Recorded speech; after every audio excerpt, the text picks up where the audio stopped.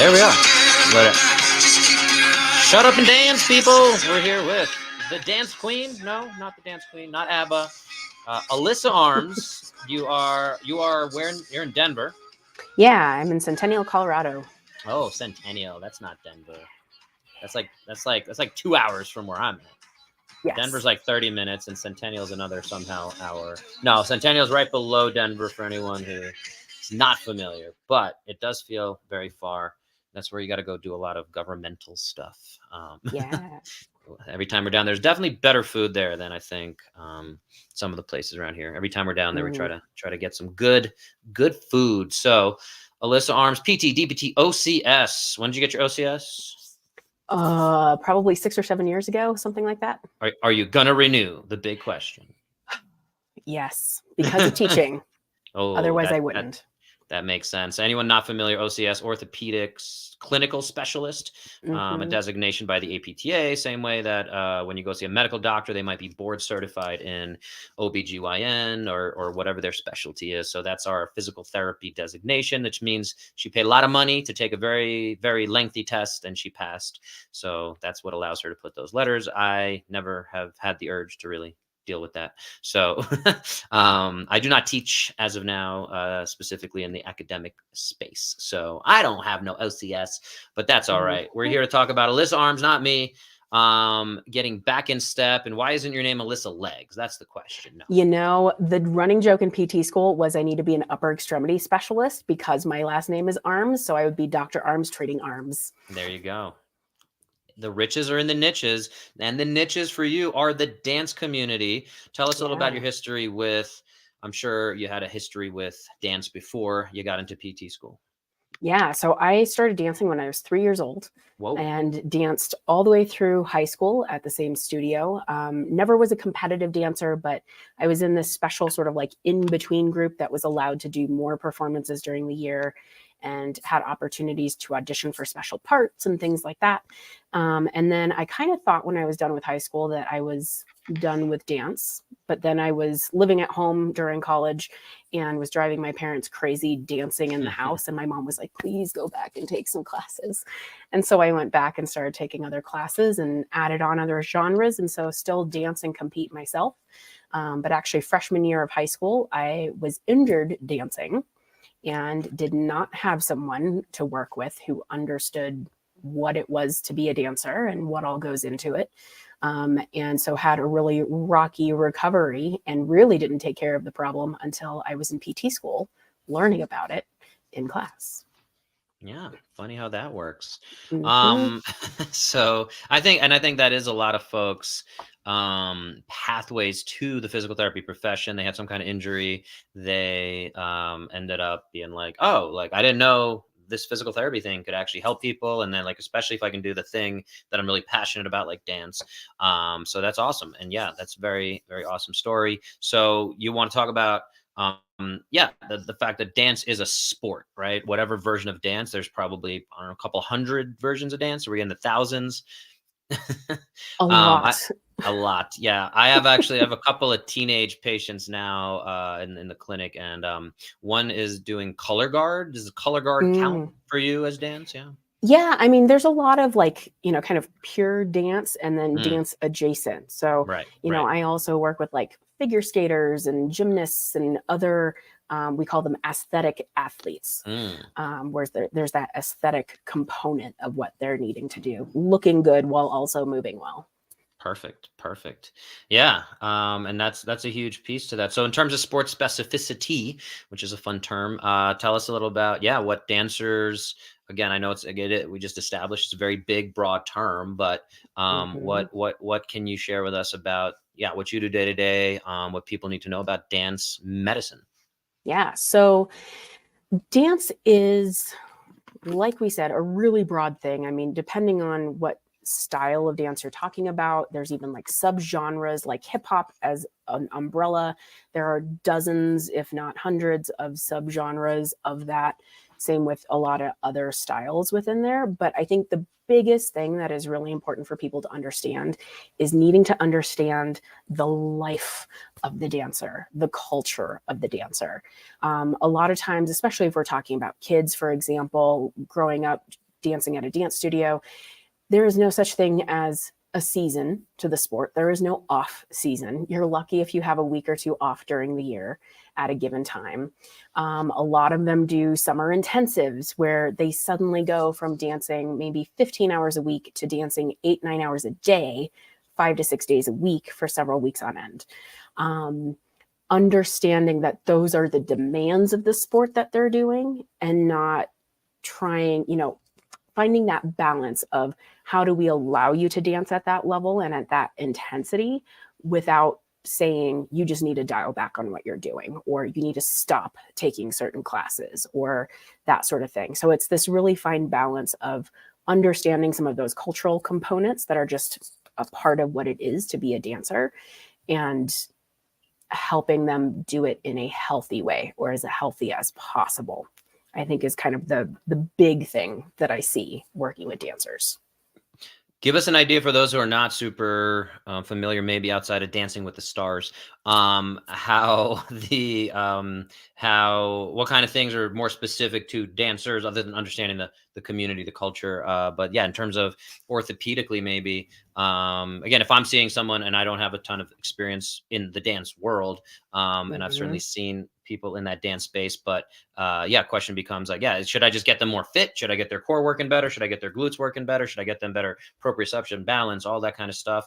Or are there much bigger pieces that I might be missing as a orthopedic sports therapist?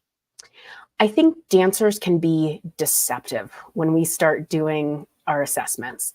I will have dancers, say a ballet dancer, who can get her leg all the way up here when I ask her to do something.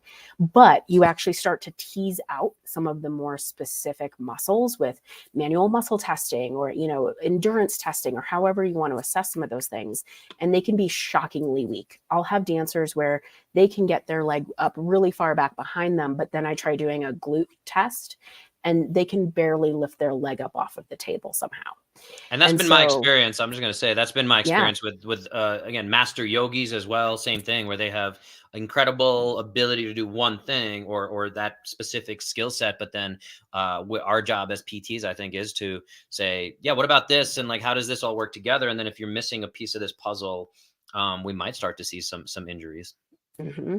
Yeah. And there's a lot of things where, with any athlete, with any person that we're working with, there's a lot of this idea of regional interdependence and things like that, where we're treating the next segment or a couple of segments up because they're all related to one another. But I see that to even a higher level because of the extreme ranges of motion that they need to be able to do, some of the extreme positions that they get in.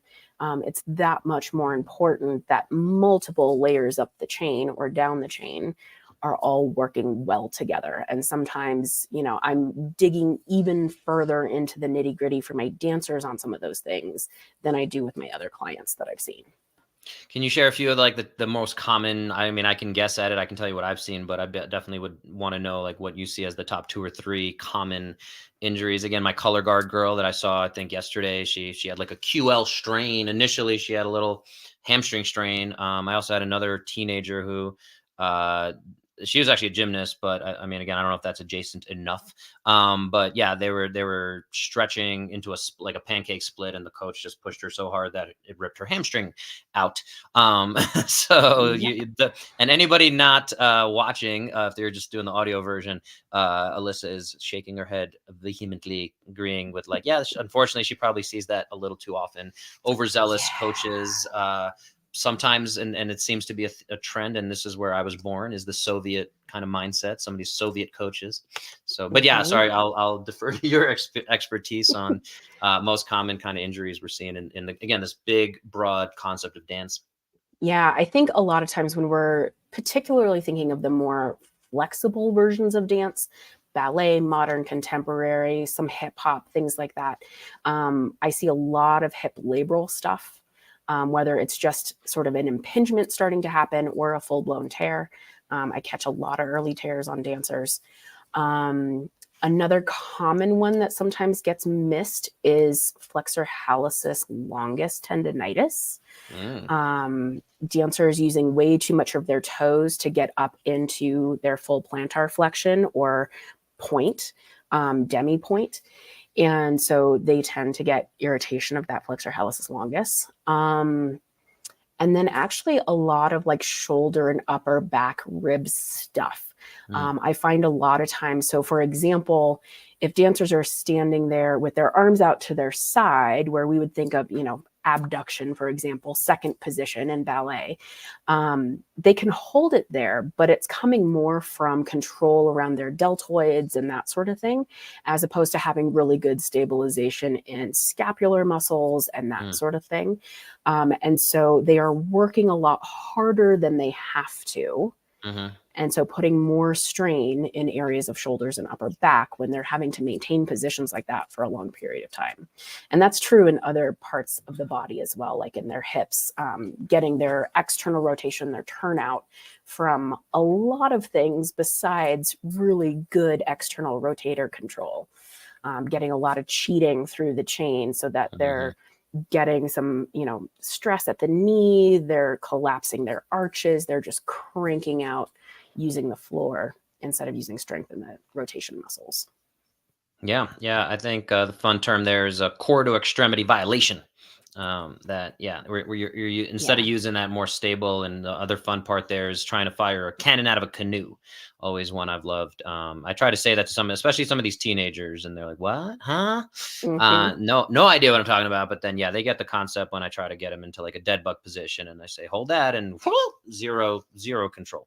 So that's sounds like, again, a lot of things that I would expect, that I would say I've seen. And again, generally we have to make sure we're thinking of these folks as athletes. And there's that concept of like, everybody's an athlete. It's just, what's your sport? Even if you're a recreational bike rider, you're an athlete.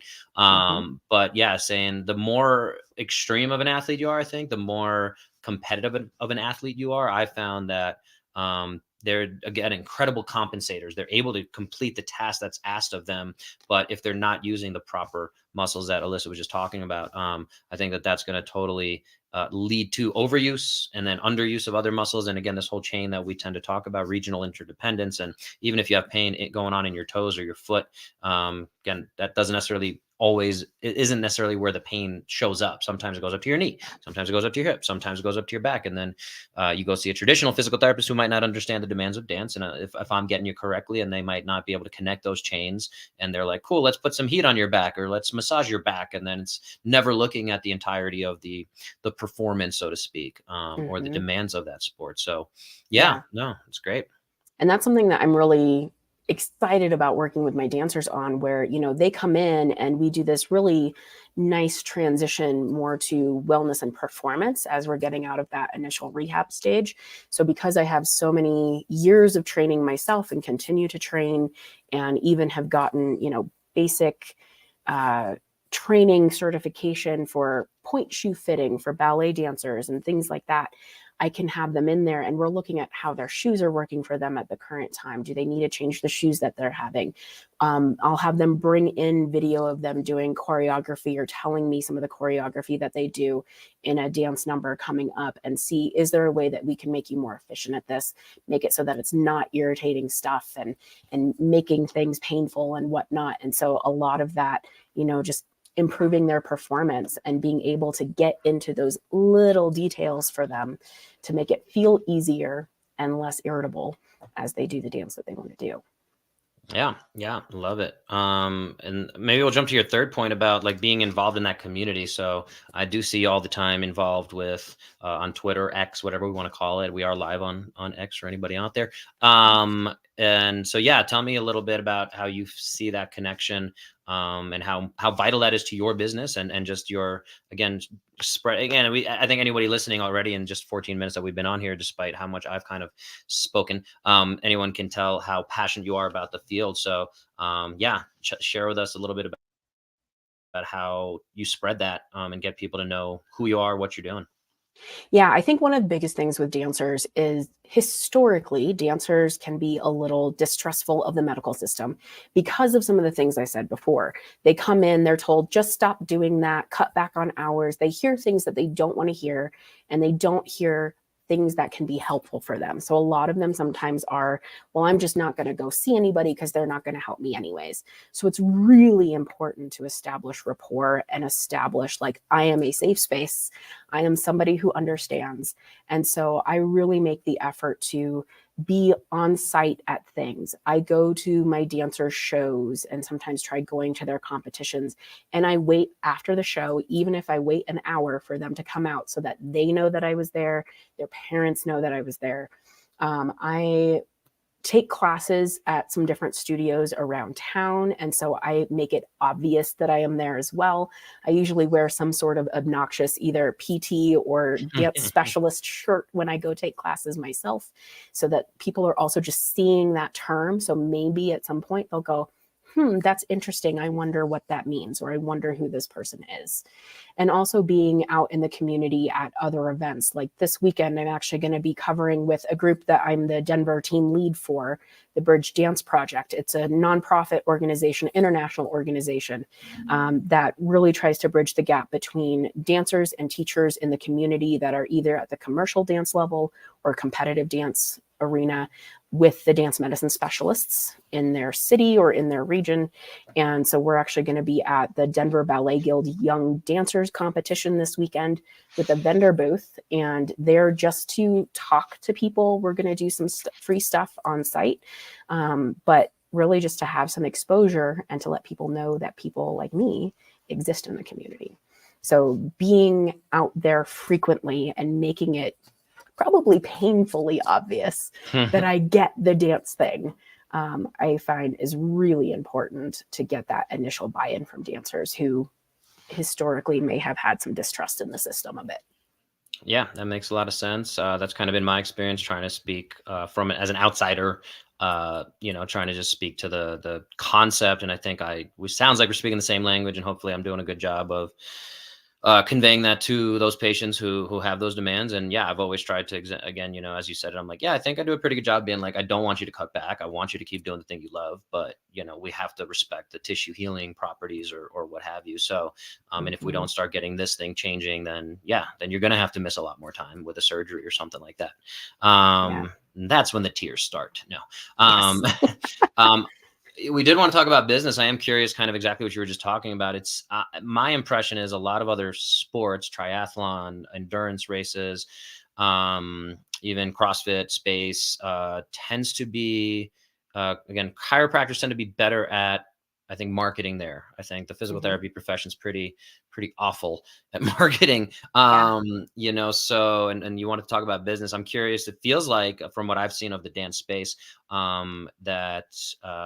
curious again, what your experience is it just people even understanding that you exist as somebody who can help them versus having to compete against like, oh, like this is why I'm probably better for you, and outside of my knowledge of dance than a chiropractor who even has experience with dance or specializes at dance. And again, I don't want to make it about a profession battle, but unfortunately, I think this is the nature of the business that we're in.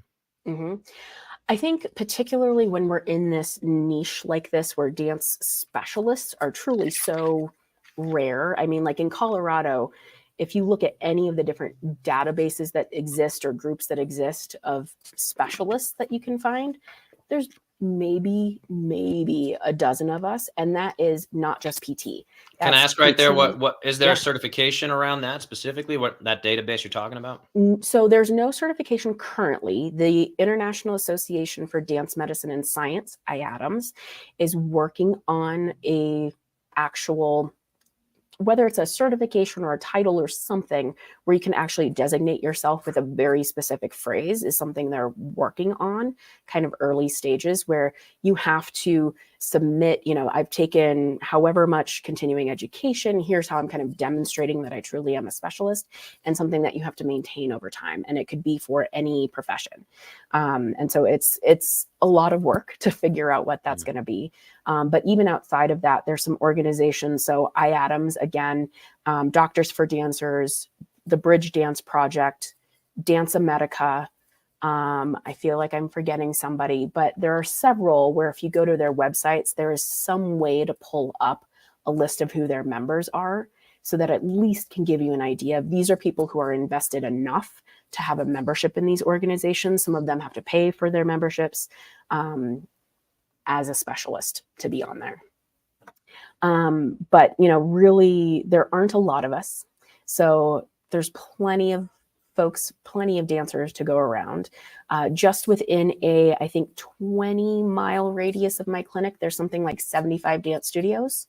And that does not include dancers or POMs or cheer at high schools or middle schools. That doesn't include any college organizations.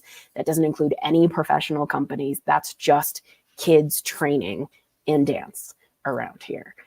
So more than what I can see. And so for me, the biggest thing is in a lot of my marketing, like if you check out Instagram in particular, it is more about just letting people know that there are specialists and how we as specialists can help than even necessarily promoting me and my clinic specifically. Because for me, it's more about just getting the awareness and getting more people in front of people who can help them than just trying to funnel it towards me. Makes sense. And how long has Back in Step Physical Therapy been open?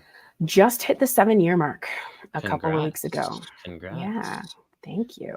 Yeah, I did just double check. It's 1 hour and 9 minutes right now with traffic. That's our commute right there.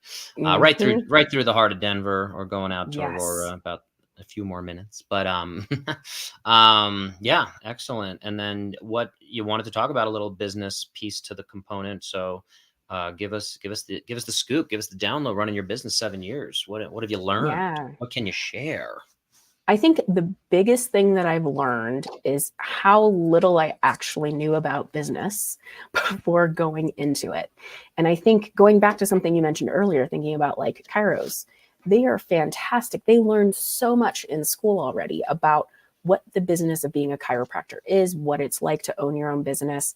And I think, for us, I don't think we necessarily need to go the route of everyone needs to be to the point of understanding where they could open their own business, but at least understand enough of the business and finance of the business and all of that to be a better advocate for themselves, what they're doing, be able to ask for those raises and things over time. If you understand, say you're in a traditional insurance-based clinic, if you understand what billing looks like, what kind of reimbursement you're actually receiving, and what money you're actually generating for the business, if you say introduce a new service line, something that is exclusively something that you're doing and it's promoting more business for that company, that could be a really great way to say, hey, I know I'm bringing in X amount of dollars per patient for you on average. Can I get a $5 an hour raise, a $10 an hour raise, whatever you want to go for, negotiate for. Whereas if we have no understanding of how any of that happens, I can go and say, I want a $30 raise, or as a new hire, I want to be paid $80 an hour. Well, great. But if we're only getting reimbursed through our current contracts, $60 per session, that's not going to work from a business perspective. And so I think just having a little bit more understanding of some of those things and like what all is the cost of the clinic. So I'm paying for linens and either cleaning them myself, which I do because I'm in clinic by myself. At other clinics, you're probably paying for somebody to do linens for you, paying for all of your supplies, paying for marketing, paying for your marketing person. There's all of these other layers that we don't necessarily appreciate as costs that are also coming from what we're getting in reimbursement or from self-pay from clients and that sort of stuff. So I think we need to understand more. Makes sense. Are you, if you don't mind me asking, in network with any insurances, or all cash based? I am all cash based. Yep. And I can't imagine ever going back. I've thought about it over time, even adding in, like I did work comp for a short time and they reimbursed well, but the paperwork was a hassle and all the stuff on the back end was a hassle, and it ended up not being worth it for me. And so, yeah, I'm just self-pay. Awesome. Awesome. I think it's the future. Yeah, again, there's fun conversations. Again, we chat a lot on X, and we see those back and forths of should, is it elitist to only charge cash, and that kind of conversation. We don't have to answer those questions now, as we're both Mhm. primarily cash-based PTs. But yeah, that's awesome. Anything else business-wise? Do you think that you mentioned being in the academic space? Are you with a university program, DPT program? Yeah. So I am now, as of last June, no, July, I am now part-time faculty with University of Colorado Anschutz. And then I also do some little guest spots at other places. So for the last few years, I've done a little summer course with University of Northern Colorado for their Master of Arts in Dance Education, teaching about dance injury reduction and overall health and wellness of dancers. I'm also going to be teaching for University of Colorado, Colorado Springs for their dance majors, doing at least a guest lecture or something there. So a few different things around town as well. Nice. Very cool. And that becomes my question is, do you think being in that space, are you able to maybe make some change? Do you see any trends in improving business education within those programs? Do you think that shouldn't be within the DPT curriculum, or do we just need to do better after graduation? Yeah, I think so. Academics is always a hard thing. And, I've been at least involved as a lab instructor for many years, basically since I graduated 14 years ago. But it's always this balance of what do we need to teach to have a competent general practitioner graduating, being able to pass a licensing exam, and being able to get a job, versus things where it's like, but we would really like to have a better, deeper understanding of certain things, or at least exposure to certain topics. And it becomes also a question of, what is best for the student from the financial perspective. We don't want to keep them there forever to cover all these different topics because it's really expensive. We know that we graduate with a lot of debt, but at the same time, we want them to feel competent enough in enough topics. And so, like, for me, I think it would be worth having a little bit more business training as part of PT school, because I do think every PT needs at least that basic understanding. But I can certainly see where there would be an argument where it's like, but why do I need to know that if I don't plan to have my own business? And then I can just get it afterwards. So I think in part, that's a bit of a philosophical question, maybe. But I would argue That's what I think some podcasts of are it should for. be. Right, exactly. But I would argue at least some of it should be more ingrained in just the general education of the PT, especially if we're pushing for this idea of we're a doctoring profession and we want to be working at the top of our scope and all of that sort of thing. We need to understand the business and financial implications of that too. Yeah, I mean, I graduated 2008, I think around the same time as you, and it sounds like I can go back and say, yeah, how much of the academic stuff outside of for boards did I really need for anything I was ever going to do in my career? Being a competent clinician, do I need to know the uh, desiccation point of the rubrospinal tract or whatever? And yeah, maybe we could make that argument, but there's definitely Mhm. stuff where we spent somewhere. We looking back, I was like, I don't know. Some of this was definitely questionable. I wonder if again going through COVID and did that tighten up having to how much stuff people were doing in person, especially with the costs I think have gone up in these last 2 decades Mhm. of tuition and things like that. And then again, the profession not really necessarily paying as well. That's another debate. I've had a few students on here talking about should they should people enter the profession at this point, and if they do, like how many people are escaping the profession once they have their DPT and they're like, I'm going to go over and do financial planning, or I'm going to sell medical devices or whatever. It's just more lucrative, or go to real estate. And Mhm. sometimes that's just a question of being, is your passion really there? Or are you here to make money? And Yeah. those are all the fun philosophical conversations. We can't answer all those Yeah. questions today, but yeah. Yeah. Well, and I even know, like, when I graduated, so I graduated from University of Colorado Anschutz, and probably I think 6 years after I graduated, we changed the curriculum. So we went from a 3-year year-round program to a 2.5-year program. cut out some of those extras that were eventually kind of decided, okay, we don't need to incorporate all of this kind of stuff. Some of it was just better integrating things. So like we used to have a separate pharmacology class, a separate radiology class, but now they're woven in with the content as we're covering it. And then part of it also was clinical rotation time. So like when I was in the program, we ended on 2 16-week rotations. And so like already the first one, a few weeks in, it was like, okay, I think I get this. But then by the time we got to the second one, it was just, okay, we have another 16 weeks to go. Yeah. And so they tapered back on some of that as well. So they end on a 16-week still. But it's distributed a little differently early on, and they cut back on some of the hours too, because we were way beyond what was expected from CAPTI as far as what we needed to have as part of the program too. Yeah, I think I heard, I forget if it was Northeastern or Northwestern, or I might be totally wrong, but that they ended with like a 52-week rotation.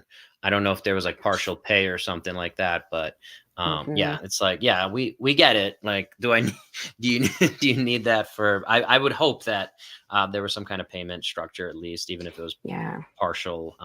But yes. And there are some like internship things now and residencies where like we have the option for a year-long internship, and I definitely do not know all the details of it, but there is something where it's like once you hit a certain point, you are a licensed PT and you have graduated with your degree, and so there is some sort of payment that you get, so you're not just working for free during clinicals or that kind of thing. So there are some different options, and in residencies it's the same kind of thing where you're not making maybe like full pay, but you're getting paid something, and so those are some of the models that we're starting to see too, beyond just graduate and go. Yeah, I think that, again, for at least what I've seen, the chatter, I'm not as much in the academic space itself, but I've seen the chatter of, is this a sustainable model? There definitely needs to be some change. And I'm glad to hear some things are changing, based on what limited scope we can talk about here. But yeah, that's great. So I want to be respectful of your time. I want to be respectful of the listeners' time. Really appreciate you jumping out here and, getting people more educated about dance medicine, dance physical therapy. It's a thing. If you guys know anyone out there involved in dance, you also do virtual work in any capacity. So yeah, folks, reach out, tell folks where they can find you. Yeah. So on Twitter or X, I'm at the Dance PT. Instagram, Facebook, it's at Back in Step PT. I'm all over YouTube. I also have a podcast, Dance Med Spotlight, where if you want to learn more about working with dancers and the dance culture, I interview people from all over the world who are dance specialists, not just PTs. So we get to learn even like dietitians and, different things like that. But yeah, you will find me because I am all over the place. Easy to find. We'll have those in the show notes. You're going to send those to me. That's your homework, Missy. Yes. And other than that, folks, we're going to sign off. Hope this helped you get 1% better today. You guys staying healthy out there, and we are out.